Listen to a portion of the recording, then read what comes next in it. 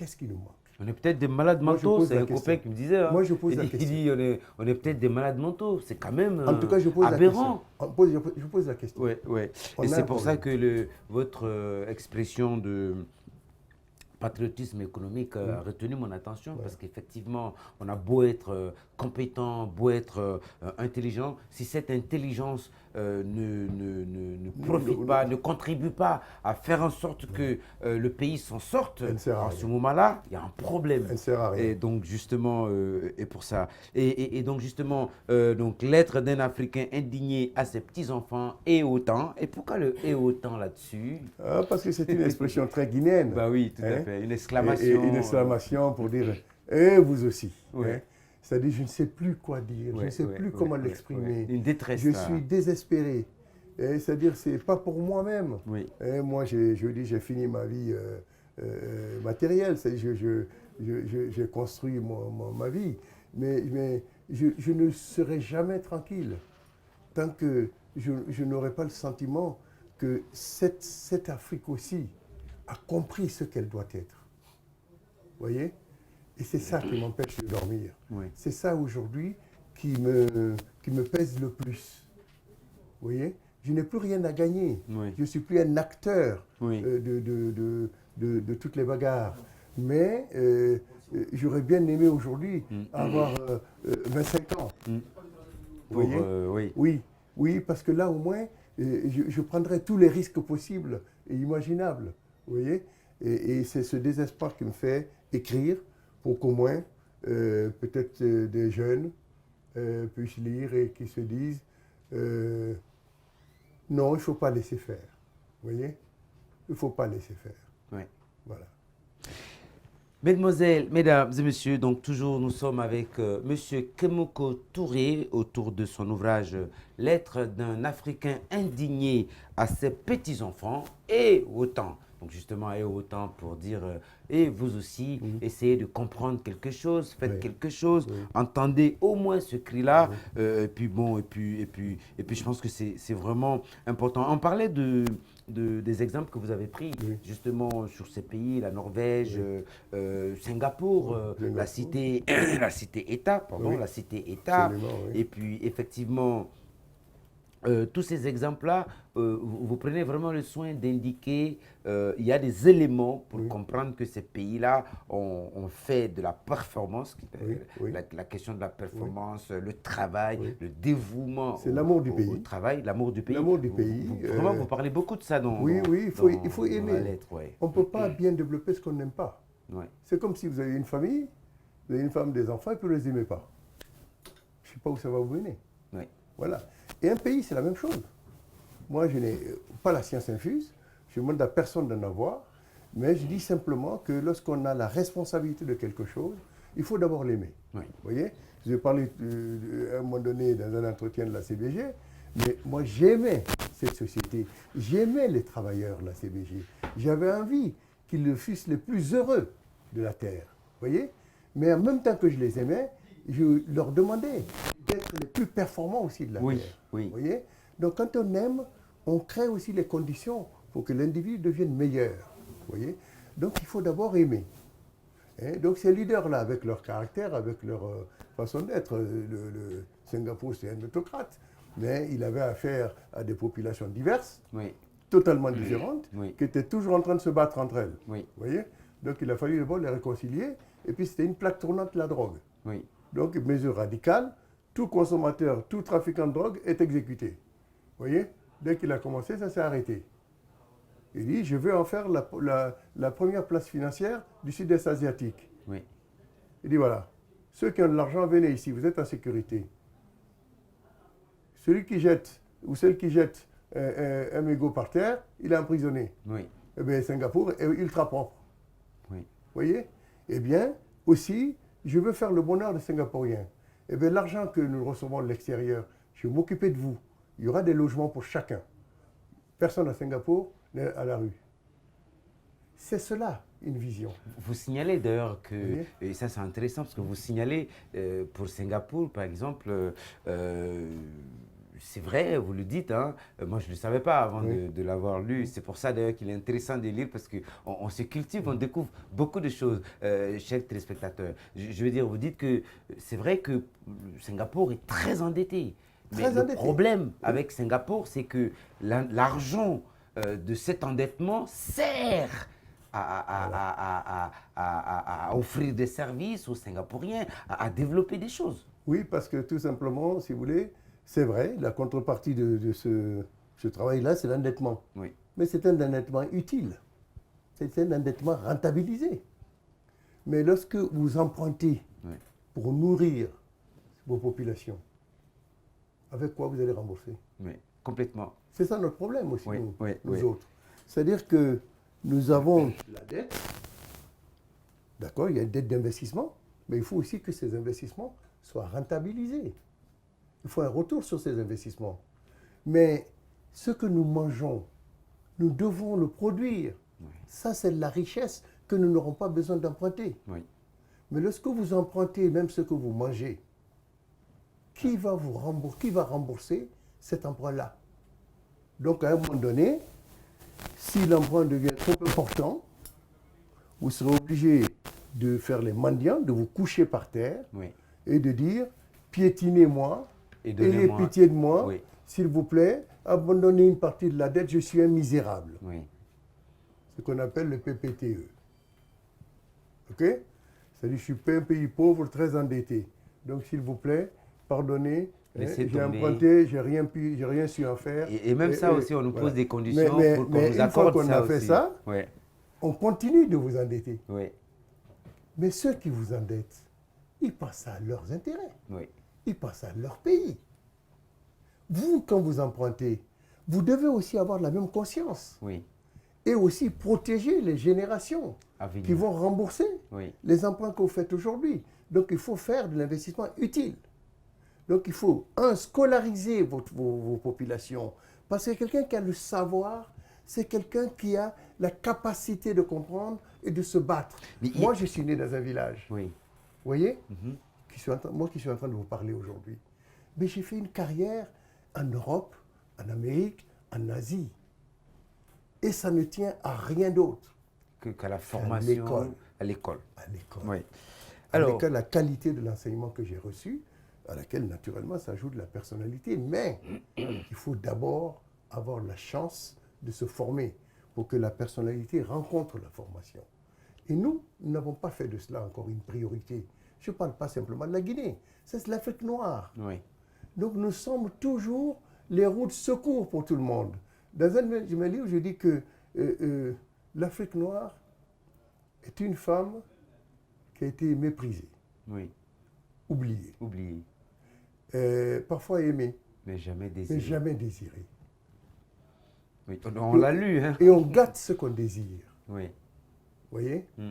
C'est-à-dire que tout le monde vient chez nous, tout le monde est et tout le monde est à côté de nous, Oui. mais personne ne veut être avec nous. Oui. Parce que nous n'avons pas imposé le respect de l'Africain noir. Oui. Lettre d'un Africain indigné à ses petits-enfants et autant, donc le tout dernier ouvrage de Kemoko Touré que nous avons le plaisir d'entretenir avec vous autour de cet ouvrage justement. Vraiment un pamphlet, un cri de cœur comme l'auteur même le qualifie, mais au-delà du cri de cœur, au-delà du pamphlet, c'est une réflexion, c'est une interpellation. Je veux dire, puis aussi c'est aussi le partage de vos convictions, mais profondes sur certaines questions. Parce qu'effectivement, on ne peut pas tout détailler, mais oui, j'ai fini par plier le bout de tous les ouvrages, parce que je n'avais pas de marque-page quand je le lisais. Mais je veux dire, on va passer tout simplement au marque-page, mais ce que je voulais dire pour nos téléspectateurs, c'est qu'effectivement, c'est un ouvrage qui se lit d'un trait. Et puis bon, effectivement, comme c'est le cas pour tous les ouvrages que vous avez écrits, c'est bien que ce soit une lettre, comme vous l'avez voulu, c'est structuré avec bah, justement plusieurs chapitres. Et puis on a aussi des passages qui évoquent la question de la cohésion sociale, Oui. hein, et le développement économique, beaucoup. Et puis bon, effectivement, vous revenez aussi sur votre expérience à la tête de la compagnie des bauxites de Guinée, avec même quelques passages de textes qu'on retrouve dans le premier ouvrage, voilà. mais parce qu'effectivement, il y a des liens. Tout se tient. Voilà, tout se tient. Oui. Et puis il y a une, on va dire, une excellente conclusion, effectivement, de l'ouvrage. Et puis, ce qui est intéressant aussi, je voulais dire pour les téléspectateurs qui sont curieux, effectivement, vous parlez de votre attachement à l'histoire, à la culture. Oui. Non, mais pour vous, c'est impossible qu'on ait une conscience, qu'on soit vraiment engagé pour le continent, pour le pays, dans une démarche de construction, si on ne connaît pas son histoire. Ce n'est pas possible. J'en suis convaincu. Et C'est même obsessionnel. obsessionnel. Et ça, on le sait, parce qu'on le découvre dans l'ouvrage. Parce qu'à la fin, je veux dire, le dernier chapitre, hein, on a une liste comme ça. Alors, ce n'est pas le dernier chapitre. Voilà, vision et valeurs partagées au cours des 4 années passées à la tête de la CBG. Et ça, c'est intéressant.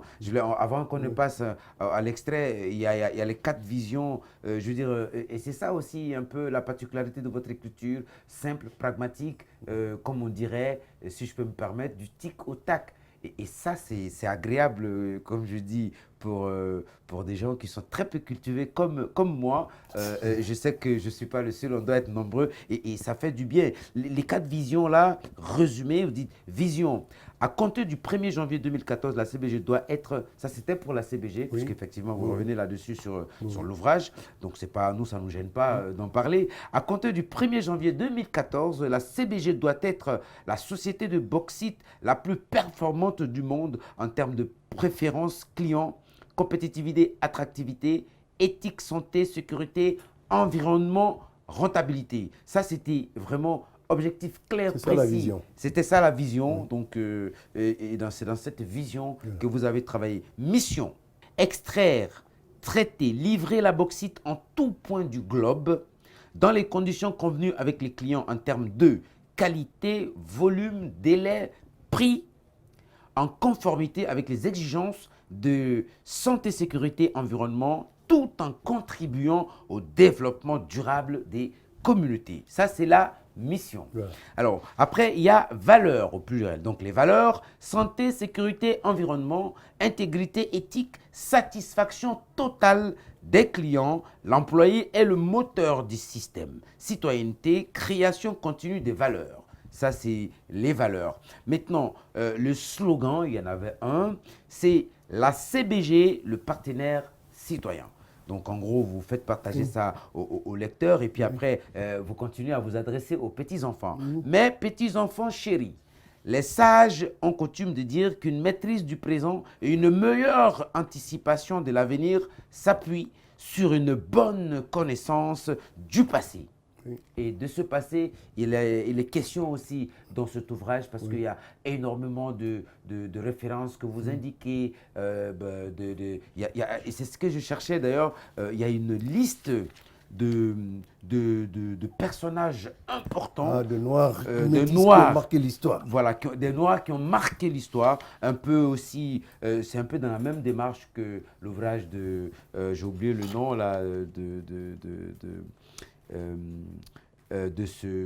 l'international français qui a écrit Mes étoiles noires. C'est le titre de l'ouvrage que je retiens. Mais effectivement, le libéraux, effectivement voilà, justement, qui donc, de cette façon, avec William Thuram. Donc, Mes étoiles noires, un peu dans cette démarche. Et justement, je voulais très rapidement donner lire quelques-uns parce que c'est impressionnant. On s'aperçoit effectivement, et comme ce que vous dites, que ce n'est pas une question ce n'est pas de race, c'est une question de conditions de conditions sociales. Sociales, Oui. effectivement, et on s'en aperçoit là-dedans. Il y en a de tous les domaines, Oui. effectivement, politique, économique, littéraire, scientifique, Oui. etc. Oui. Même sur le plan sur le plan militaire aussi, justement, Toussaint l'ouverture, qui a une histoire extraordinaire. En pleine période justement. d'esclavage, il y Oui. a un noir qui était maire d'une ville de la métropole en France. Complètement. Oui, donc, si vous voulez, l'individu ne change pas. Pas du tout. Voilà. Allez, donc, mesdames et messieurs, on a été heureux, mais en tout cas très heureux de partager ce moment avec vous, vous sachant connectés à l'émission. Évidemment, on reçoit tous vos sympathiques retours et c'est pour ça justement qu'on continue effectivement à faire défiler les auteurs sur le plateau de Parenthèses. Les auteurs d'ailleurs qui nous font le bonheur à chaque fois de répondre à notre invitation positivement. À présent, mesdames et messieurs, nous allons passer au marque-page, histoire de vous faire partager quelques extraits de lecture. Pour le livre de Kemoko Touré, Lettres d'un Africain indigné à ses petits-enfants et autant, c'est parti.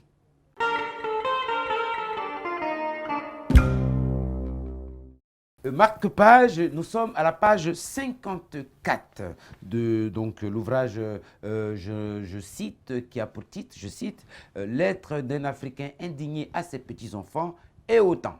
Alors, page 54, l'Afrique a de l'avenir et elle peut être respectée. Pour y parvenir, les élites africaines doivent simplement apprendre à aimer leur continent pour mieux l'aider à se relever et à se mesurer aux autres. Tous les peuples ont été, à un moment de leur existence, soumis ou colonisés. Mais seuls ceux qui ont réussi à maintenir leur culture et à conserver leurs valeurs fondamentales se sont relevés et ont tracé leur propre voie de développement. Les systèmes coloniaux ont réussi à détruire les cultures et les valeurs de référence des peuples africains, en général, et celles des peuples subsahariens en particulier, sans pour autant avoir favorisé l'assimilation totale des cultures des peuples colonisateurs. La règle qui régissait le système colonial, comme d'ailleurs tous les systèmes coloniaux non assimilateurs, était la suivante. Se fréquenter, oui, mais se mélanger, non. On constate paradoxalement chez bon nombre de dirigeants africains une forme d'orgueil dans la gestuelle pour affirmer leur indépendance et un fond de complexe d'infériorité qui leur fait inconsciemment croire qu'ils ont et qu'ils auront toujours besoin de leurs anciens maîtres pour y arriver. Fin des citations. C'est des choses, enfin, je veux dire, je titubère un peu là-dessus parce que c'est fort. Complètement. Alors, on poursuit, on parlait de références, de figures, donc justement, dans l'histoire, pour justement montrer que, on en parlait tout à l'heure, que effectivement les Africains n'étaient pas des sous-hommes ou des gens à part, qui n'étaient pas capables de se construire. Alors, vous dites, et ça c'est la page 57, les gouverneurs généraux ou commissaires de l'Afrique occidentale française, AOF, basés à Dakar, au Sénégal, furent les suivants. Alors, page 64. Selon M. Valéry Roubin, dans son livre Noir, Blanc, Rouge, publié aux éditions Vubert en 2014, des Noirs d'Afrique ou des descendants d'esclaves noirs, d'ailleurs, ont marqué l'histoire de France de leur empreinte. Beaucoup d'entre eux sont aujourd'hui inconnus, méconnus ou volontairement oubliés. On peut citer notamment Joseph Bologne de Saint-Georges, dit chevalier de Saint-Georges, ce métis guadeloupéen, dites-vous, né esclave, prit part à la Révolution française. Il était en outre un bon escrimeur et un grand musicien.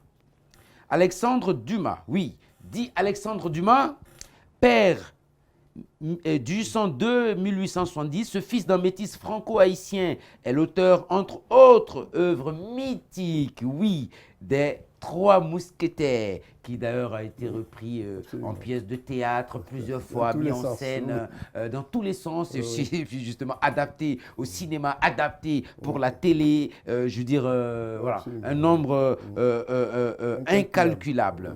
Voilà, Alexandre Dumas. Jean-Baptiste Belley, 1746 ou 47 du 105, dit Tembazé, puis Mars, ce haïtien fut le premier député noir français. François-Dominique Toussaint de Breda. Alors ça, je ne savais pas que c'était son vrai nom, ça. Toussaint Louverture. Dit Toussaint Louverture, vers 1743-1803. Ce général de division français, descendant d'esclaves, est le père de la révolution haïtienne, qui aboutira à l'indépendance. Et le successeur de Toussaint Louverture était un Guinéen d'origine. Ah oui, d'accord. C'est un esclave mais guinéen d'origine. D'accord. Allez, il mourut de froid en captivité, ça c'est dur, et dans l'oubli, au fort de Joux, dans le Doubs en France. François-Auguste Périnon. Alors, et ça n'en finit pas, il faut que je saute. Et justement, vous donnez une longue liste comme ça. Et d'ailleurs, je vais passer très rapidement, hein, je ne vais pas sauter ça. Blaise Diagne, vous citez Blaise Diagne ici, homme politique d'origine sénégalaise, fut le premier député africain élu en 1914 à la Chambre des députés français. Et puis, il y a Léopold Sédar Senghor, justement, pas à présenter. Et je ne sais pas, Élie Blancourt, invalide de la guerre. 14 du 8, aveugle, il obtiendra une licence de philosophie à la Sorbonne et sera député en 1936. Et donc, on peut s'arrêter là. Un autre dernier extrait, peut-être, on n'en finira pas. C'est un ouvrage en plus agréable à lire. Hein. Ça, il faut aussi le dire. Page 35 d'abord, mais diriez-vous, à présent que tu as fini de rêver, peux-tu nous dire ce que tu ferais pour la République de Guinée, ton pays de naissance, dont tu n'arrêtes pas de nous parler et avec lequel tu ne sembles toujours pas réconcilié? Ça, c'est un peu la question imaginaire que les petits-enfants vous retournent. Voilà. Hein? Et donc, je vais vraiment reprendre pour les téléspectateurs, parce que c'est important, bien que je sois tombé là-dessus par hasard. D'accord, mais diriez-vous, à présent que tu as fini de rêver, peux-tu nous dire ce que tu ferais pour la République de Guinée, ton pays de naissance, dont tu n'arrêtes pas de nous parler et avec lequel tu ne sembles toujours pas réconcilié? Décidément, vous ne perdez jamais le Nord, mais, et ça c'est vous qui parlez, c'est le grand-père en tout cas qui parle, décidément, vous ne perdez jamais le Nord, mais je dois reconnaître que vous n'avez pas tort, mes petits-enfants chéris. En effet, la Guinée est un pays que je porte en moi sur le plan affectif et charnel. Ce pays m'a vu naître et a vu naître et mourir mes ascendants. Et ce, aussi longtemps que je remonte dans ma mémoire. Mon vœu le plus cher est que ma descendance s'y intéresse et, si possible, contribue à son développement durable. Je comprends aussi et j'accepte le fait que votre vie vous appartient et que vous devez la construire selon vos propres convictions et au mieux des opportunités qui se présentent à vous ou que vous susciter. Donc, on en a parlé. Fin des citations, mesdames et messieurs. Vous comprenez un peu la passion. Enfin, je suis presque porté donc par cet ouvrage. Je veux dire, c'est un ouvrage absolument passionnant. Il est tout petit, mais il est tout puissant avec, je veux dire, les convictions de l'auteur qui sont avec force exprimé là-dedans, et ça c'est un des éléments justement qui nous tient en lisant l'ouvrage. Lettre d'un Africain indigné à ses petits-enfants et autant. Voilà, l'auteur me demande de préciser ça là-dessus. Évidemment, alors à présent, on va passer à la troisième et dernière rubrique autour donc de cet ouvrage. Lettre d'un Africain indigné à ses petits-enfants et autant. Avec M. Kemoko Touré. Il s'agit donc de la question que les téléspectateurs posent à l'auteur. C'est parti.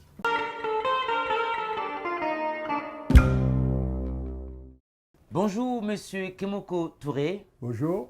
Alors, moi, ma question est la suivante. À vous lire, on s'aperçoit que vous ne croyez pas du tout à un miracle qui se produirait pour l'Afrique. Alors, dites-nous, qu'est-ce que vous pouvez donner comme message pour que l'Afrique puisse s'en sortir? En quelques mots, juste. D'accord. Je crois au hasard, mais je ne crois pas au miracle. Et c'est justement une des raisons de l'écriture de ce livre. Il faut que nous arrêtions de croire au miracle. Nous devons construire notre révolution. Nous devons reconstruire la place de l'Afrique dans le monde. Et cela se fait par le travail, par l'éducation, le travail et la foi en nos capacités. Monsieur Kemoko Touré, bonjour. Bonjour. Alors, à lire vos ouvrages, on s'aperçoit de votre attachement à la Guinée. Dites-nous, qu'est-ce qui explique cet attachement à la Guinée? Écoutez, je ne suis pas différent du commun des mortels, nous sommes des animaux. Bien qu'ayant passé le plus clair de mon temps à l'extérieur, je suis né en Guinée et l'animal reste toujours attaché à son lieu de naissance. Et aussi, moi, tous mes ancêtres sont en Guinée, ont été enterrés en Guinée. Et donc, j'ai une sorte d'attachement viscéral au pays. Je l'aime profondément. J'aime aussi profondément la France, mon pays d'accueil. Mais c'est vrai que la Guinée a une place particulière parce qu'elle, elle a besoin encore de faire ses preuves. Monsieur Kemoko Touré, bonjour. Bonjour. Moi, ma question est la suivante. Vous écrivez, votre ouvrage s'adresse donc à vos petits-enfants. Alors, on vous donne la possibilité ici de vous adresser aux petits-enfants en quelques mots. Eh bien, mes chers petits-enfants, j'ai voulu vous adresser ce message pour vous dire que vous êtes libre de votre vie, de la façon dont vous allez la gérer. Mais pour vous dire aussi que vous ne venez pas de nulle part et que si on ne sait pas d'où on vient, on ne saura jamais très bien où on va. Et le hasard fait qu'aujourd'hui, dans les pays où vous résidez, vous pouvez vous fondre dans la masse et ignorer que vous avez une ascendance africaine. Je veux simplement vous dire ici, sans que cela ne soit une obsession pour vous, que vous avez aussi un devoir d'intérêt à l'égard de l'Afrique, à l'égard de la Guinée, qui est mon pays, le pays de naissance de votre grand-père. Mais je vous dis que je vous aime, tout comme j'aime ce pays. Et je souhaite que l'Afrique se réveille enfin pour imposer aussi au reste du monde le respect de l'homme noir. Monsieur Kemoko, merci. Merci à vous.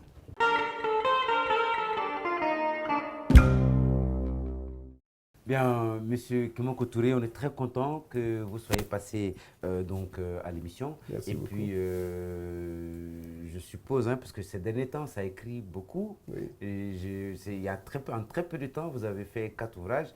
Dans les réflexions, Oui. c'est un manuel Oui. Universitaire. D'accord. Voilà, sur des outils de travail. La gestion d'entreprise pour Oui. des enseignants, pour les étudiants, pour les chefs d'entreprise. C'est la technique, c'est la science. On sera heureux de vous recevoir ici sur le plateau pour parler de ces ouvrages et de pourquoi et comment, à quoi ça peut servir. Et ça a été un énorme plaisir pour nous, en tout cas, de vous recevoir dans Parenthèse. Je vous ai serré la main quand vous êtes arrivé, je vais vous serrer la main juste avant que vous ne partiez. Merci beaucoup. Mais et surtout, comme vous l'avez dit tout à l'heure, vous aimez vos petits-enfants, nous on vous aime. Merci beaucoup. Et puis les téléspectateurs, on vous aime vous aussi, mesdames et messieurs. Et puis merci d'avoir été à notre compagnie de bout en bout pour cette émission. Et on se retrouve la semaine prochaine pour un autre numéro, évidemment, avec un autre auteur. Au revoir.